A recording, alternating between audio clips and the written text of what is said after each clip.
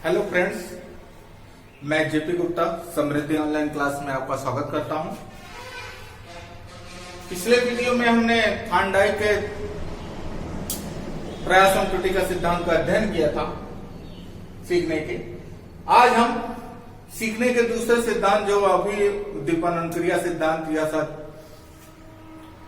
के सिद्धांत पर आधारित है, पावलोव का क्लासिकल अनुबंधन सिद्धांत का अध्ययन करते हैं।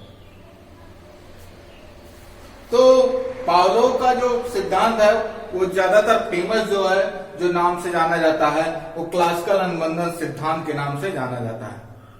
क्लासिकल कंडीशनिंग थ्योरी, कंडीशनिंग मतलब जिसमें कुछ ना कुछ कंडीशन लगा हो वो चीज, तो अनुबंधन सिद्धांत क्लासिकल अनुबंधन सिद्धांत कहलाता है। तो इसके बारे में थोड़ा सा जान लेते हैं कि पावलोव के बारे में। पावलोव पूरा नाम आईपी पावलोव है। 1849 में जन्म और 1936 में इनकी मृत्यु हुई थी। ये एक रूसी प्रसिद्ध शरीर मनोवैज्ञानिक है या शरीर वैज्ञानिक कह सकते थे। 1904 में पाचन क्रिया पर कार्य के लिए इनको नोबेल पुरस्कार दिया गया। और जब ये पाचन क्रिया पर कार्य कर रहे थे तो उन्होंने कुत्ते के सामने भोजन उपस्थित करने पर लार आने से संबंधित बातों को देखा और उसी बातों से उनको इस सिद्धांत का प्रतिपादन करने की प्रेरणा मिली और फिर इस सिद्धांत का उन्होंने प्रतिपादन किया। ये 50 प्लस आयु में मनोवैज्ञानिक बने। ध्यान रखिएगा, ये क्वेश्चन इंपॉर्टेंट है, पूछा जाने वाला क्वेश्चन है कि 50 प्लस आयु में कौन मनोवैज्ञानिक बना है, वह कौन सा विद्वान था, वो कौन सा मनोवैज्ञानिक था जो 50 प्लस आयु में मनोवैज्ञानिक बना। उससे पहले वो तो चिकित्सक एक प्रकार से रूस शरीर मनोविज्ञान का था वो। तो 50 प्लस आयु में वो मनोवैज्ञानिक बना है। ये पावलोव का ही है। शुरू में मनोवैज्ञानिक नहीं थे, बाद में ये बने। अगर सिद्धांत की बात करें तो मेन इसका नाम क्लासिकल अनुबंधन सिद्धांत के नाम से ही जाना जाता है। क्लासिकल को कहते हैं शास्त्रीय, तो वही चीज शास्त्रीय अनुबंधन सिद्धांत इसका नाम है। अगर कहा जाए नाम बहुत सारे नामों से, क्योंकि नामों से हमने पहले बताया कि नाम दे देता है, पूछ लेता है किस सिद्धांत का है, इसलिए नाम जानना जरूरी है कि प्रत्येक सिद्धांत का क्या किस किस नामों से जाना जाता है। तो इसको शास्त्रीय अनुबंधन सिद्धांत भी कहते हैं, अनुकूलित प्रत्यावर्तन सिद्धांत भी कहते हैं, अनुकूलित अनुक्रिया सिद्धांत भी कहते हैं, प्रतिवादी अनुबंधन सिद्धांत भी कहते हैं, अनुबंधित अनुक्रिया सिद्धांत भी कहते हैं, टाइप या अनुबंधन सिद्धांत भी कहते हैं। ये इतने इसके नाम हैं। जहां एक चीज ये भी ध्यान रख लीजिएगा, जहां पर अनुबंधित या अनुकूलित शब्द आ जाए, नॉर्मली वो पावलोव का ही सिद्धांत है, क्योंकि उन्होंने अनुबंधित किया है, कंडीशनिंग किया है, अनुकूलित प्रत्यावर्तन किया है, अनुकूलित वातावरण को अपने अनुकूल बनाया है। तो ऐसे सिद्धांत या अनुबंधित या अनुकूलित अनुक्रिया सिद्धांत जहां आ जाए, या वहां पर रिस्पांस और स्टिमुलस, तो इसलिए एसआर थ्योरी कहला रही थी कि पहले स्टिमुलस मिलेगा मतलब उद्दीपन मिलेगा तो रिस्पांस करेगा, दोनों का महत्व था। लेकिन यहां महत्व स्टिमुलस को हो जाता,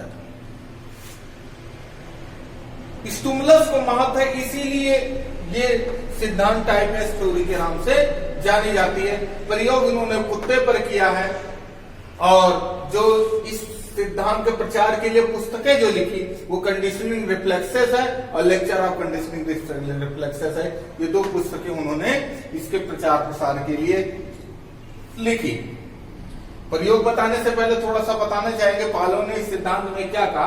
एक चीज ये ध्यान रखिए, अनुकूलित अनुक्रिया का अर्थ क्या होता है। अनुकूलित अनुक्रिया का अर्थ ये है कि अस्वाभाविक से तात्पर्य हुआ कृत्रिम उद्दीपन के प्रति स्वाभाविक अनुक्रिया से है। जैसे हमने आपको ध्यान होगा, पिछली कक्षा में हमने आपको बताया था सहचर परिवर्तन का सिद्धांत। ये वही है, सहचर परिवर्तन पर ही आधारित है। हमने कहा कि उद्दीपन के साथ साथ जो अन्य कृत्रिम चीज सहचर साथ साथ है, उसके साथ भी हम अनुबंधित हो जाते हैं, बालक अनुबंधित हो जाता है। जो भी जिसको भी अनुबंधित करना चाहे वो अनुबंधित हो जाता है। अर्थात जो हम अनुक्रिया भोजन के साथ कर रहे थे, वही अनुक्रिया उसके साथ चरने वाली चीजों के साथ, चरने वाली चीज जैसे हमने बताया था बिल्ली को जो भोजन मिल रहा था, मछली का टुकड़ा मिल रहा था, वो प्याली से मिल रहा था, वो प्याली के साथ भी अनुबंधित हो सकती है। तो वही चीज की प्याली अगर देखते ही वो पता लग जाता है कि मां आ रही या भोजन आ रहा है, कहने का मतलब सॉरी, भोजन आ रहा है या इसके अंदर मछली का टुकड़ा है, हम अनुबंधित हो जाते। तो वही चीज उन्होंने कहा है कि अनुकूलित अनुक्रिया का अस्वाभाविक उद्दीपन, अस्वाभाविक उद्दीपन जैसे मछली का टुकड़ा ना देकर वहां पर सिर्फ प्याली लाया गया तो वो एक अस्वाभाविक है, उसके साथ साथ चल रही है। स्वाभाविक तो है कि प्याली देखकर भोजन के वो करना कि भोजन है, भोजन जैसे तड़प या उत्तेजना पैदा होना, नहीं, वही कह रहा है कि अस्वाभाविक उद्दीपन के प्रति भी स्वाभाविक अनुक्रिया हो, लेकिन जब अनुबंधित हो जाते हैं तो हम जो अनुक्रिया भोजन के साथ करते थे वही अनुक्रिया अगर प्याली भी मिल आती तो उसके साथ भी करने लग जाते हैं। तो वही कह रहा है अस्वाभाविक या कृत्रिम उद्दीपन के साथ के प्रति स्वाभाविक अनुक्रिया करना है। जैसे भोजन देखकर लार आना, जैसे भोजन, भूख लगी है, भोजन आ जाए तो मुंह में पानी आ जाता है, लेकिन साथ साथ ये भी है कि हम अगर अनुबंधित हो जाते हैं तो ये भी है कि भोजन का अगर पात्र भी आ रहा है तो हमें लगता है कि भोजन आ रहा है, भले उसमें भोजन हो या ना हो, लेकिन लगता है कि भोजन आ रहा है, तो हम हमारे मुंह में तब भी देखकर पानी आ जाता है। तो वही चीज है, अस्वाभाविक के प्रति भी हम अनुकूलित हो जाते हैं। इसीलिए कहा है, पावलोव ने कहा है कि व्यक्ति में कुछ जन्मजात प्रवृत्तियां होती जो प्राकृतिक उद्दीपन उपस्थित होने पर प्रकट होती है। अर्थात भोजन देखकर मुंह में लार आ जाना, शेर को देखकर डर जाना, कुछ जन्मजात वही करा प्रवृत्तियां होती जो उपयुक्त प्राकृतिक उद्दीपन क्या हो, जैसे शेर आया तो हम डर गए, भोजन देखा तो मुंह में भोजन देख के लार आ जाना, ये क्या है, कुछ प्राकृतिक उद्दीपन, भोजन हो गया, शेर हो गया, प्रस्तुत हुआ तो हमारे अंदर कुछ अनुक्रिया हुई, प्रवृत्तियां हुई कि डर गए, मुंह में लार आ गई। तो अगर इस सिद्धांत के अनुसार हम उसको अनुबंधित कर देते हैं तो व्यक्ति अपनी जन्मजात प्रवृत्तियां जो वह कृत्रिम के साथ करता था, वो प्राकृतिक के साथ करता था, वही अनुक्रिया वो कृत्रिम के साथ भी करने लगता है। जैसे इन्होंने अपने प्रयोग में बताया, प्रयोग सुन लीजिए, उसके बाद आपको शायद क्लियर हो जाए कि पावलोव ने एक कुत्ता लिया, पावलोव का ही वो कुत्ता था, उन्होंने अपने कुत्ते का क्या किया, उसके लार ग्रंथि का ऑपरेशन कर दिया और ऑपरेशन करके उससे एक नली निकाल दी और उस नली को परख नली से जोड़ दिया। कुत्ता भूखा रखा उसको, कुत्ते को, और लैब में ले जाके एक लैब स्टैंड आपने देखा होगा, उसमें बांध देता है, कुत्ता हिलडुल नहीं सकता। अब क्या करते हैं कि पहले घंटी बजाते हैं, घंटी बजाने के साथ भोजन प्रस्तुत करते हैं, जैसे ही घंटी बजाते हैं वैसे ही भोजन लेके आते हैं, भोजन आता देख कुत्ते के मुंह में लार आ जाती है। हमने कहा नहीं कि जैसे भोजन देखते हैं तो हमारे मुंह में पानी आ जाता है, लार जिसको कहते हैं, तो लार आ जाती है, तो वो लार की मात्रा परख नली में आके इकट्ठा हो जाती है।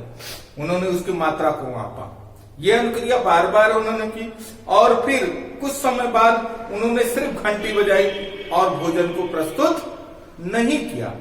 भोजन को प्रस्तुत नहीं करने के बावजूद भी सिर्फ घंटी बजाने पर उन्होंने देखा कुत्ते के मुंह में जो लार आया वो भोजन प्रस्तुत होने पर जो लार आया था, उन दोनों की मात्रा समान है। अनुबंधित उन्होंने कर दिया, फिर दोबारा किया, घंटी बजाई, फिर मुंह में वही लार आ गया, उतना ही लार आ गया जितना वो भोजन देखकर लार आया था। तो यहां पहले क्या कर रहा था, पहले भोजन देखकर कुत्ते के मुंह में लार आ रहा था, लेकिन भोजन के साथ साथ हमने कृत्रिम उद्दीपन भी देना चालू किया, घंटी बजाना।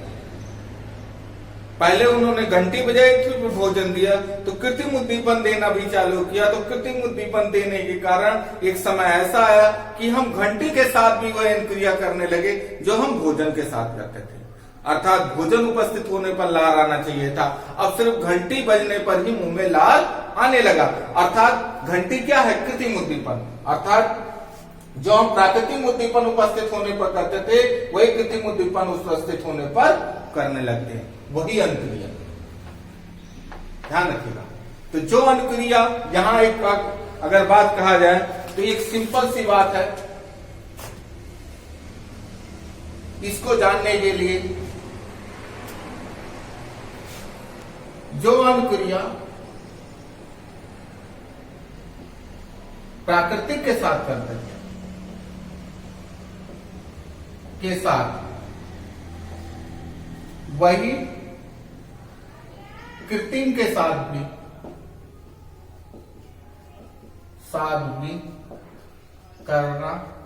करने लगना क्या हो जाता है? शास्त्रीय अनुबंधन। जो अनुक्रिया हम प्राकृतिक के साथ करते थे वही कृत्रिम के साथ भी करने लगे, क्या होकर? अनुबंधित होकर। अनुबंधित करने पर वही अगर करने लगे तो वो क्या कहलाता है? शास्त्रीय अनुबंधन कह लीजिए या अनुकूलित अनुक्रिया। अनुकूलित अनुक्रिया कह लीजिए, अनुकूलित प्रत्यावर्तन चेंज हो रहा है, प्राकृतिक के जहां कृत्रिम पे आ रहा है, प्रतिवादी अनुबंधन हो रहा है, अनुकूलित अनुक्रिया अनुबंधित अनुक्रिया हो रहा है या टाइपस अनुबंधन हो रहा है, कुछ भी कह लीजिए, ये चीज होता है। अभी हम आगे देखते हैं इसकी विशेषताओं में, चार्ट द्वारा देखते हैं कि कैसे क्या है।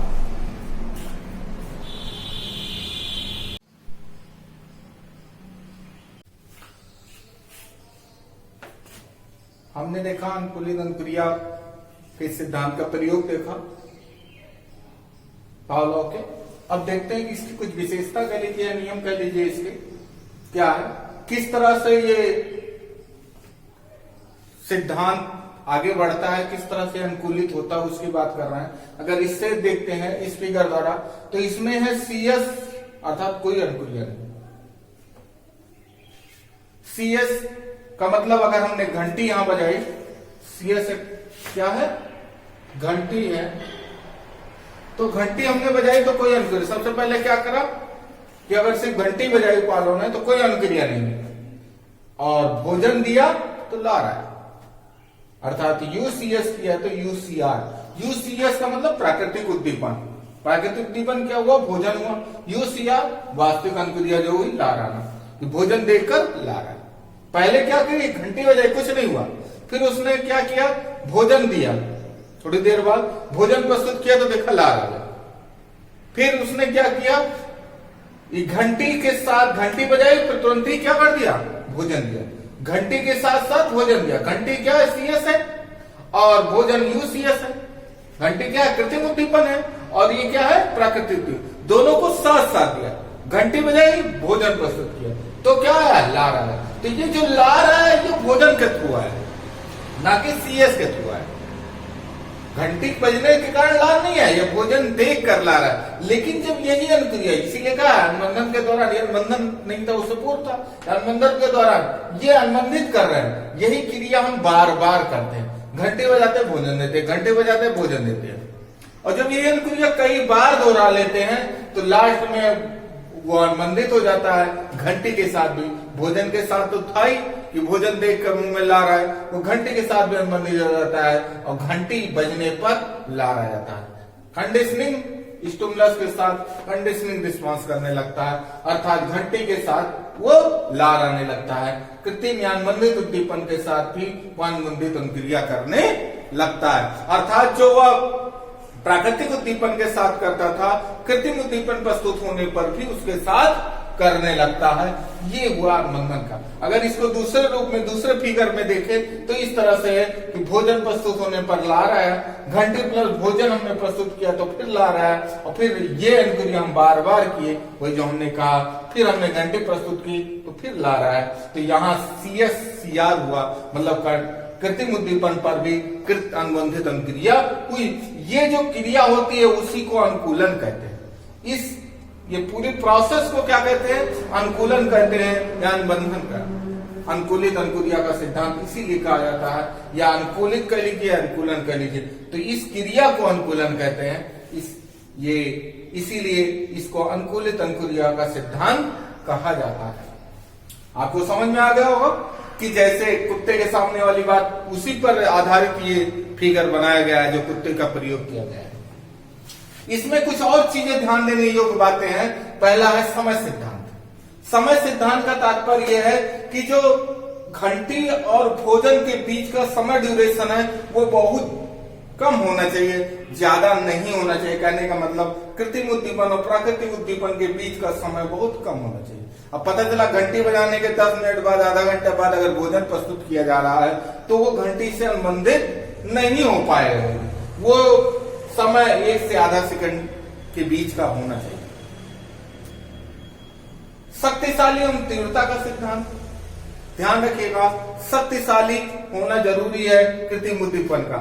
अगर कृत्रिम उद्दीपन टुक कसने बोला भोजन आया तो वो उससे तरफ ध्यान ही नहीं देगा।